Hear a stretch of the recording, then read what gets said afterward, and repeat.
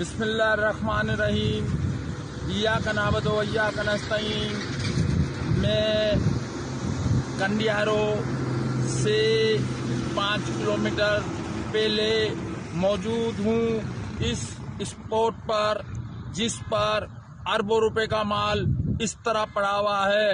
ये कारनामा सूबा सिंध का है, फूड मिनिस्टर का है। अब ये माल देखिए ये किस तरह पड़ा हुआ है रोड पर, और आवाम को गंदुम नहीं दी जा रही है, आटा महंगा किया जा रहा है और यहाँ गंदुम सड़ रही है, कोई पूछने वाला नहीं है। और गंदुम इस तरीके से पड़ी है जैसे घर के बाहर कचरा पड़ा हुआ होता है।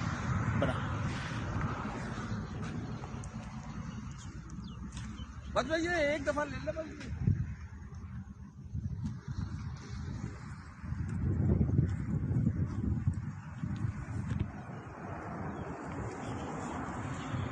प्राइम मिनिस्टर साहब, अगर ये माल आपकी जेब से निकला हुआ होता, फूड अफसरान पास को इंचार्ज को कहता हूँ, ये आपकी जेब से माल निकला हुआ होता तो इस तरह ना पड़ा हुआ होता।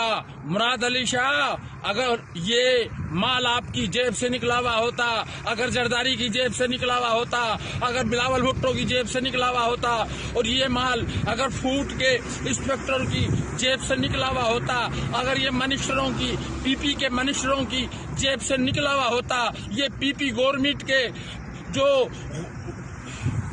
गुलाम है, जो करप्शन के बादशाह हैं, अगर उनकी जेब से ये पैसा निकला हुआ होता तो फिर इन्हें एहसास होता कि ये गंदुम आवाम को किस तरह दी जाती है और आटा आवाम को किस तरह दिया जाता है। आटा महंगा होने की वजह यह है, गंदुम अरबों खरबों रुपए की पड़ी है जरदारी साहब के फार्म में और रोड पर पड़ी है, और मैं कंडियारों से 5 किलोमीटर पहले मौजूद हूँ।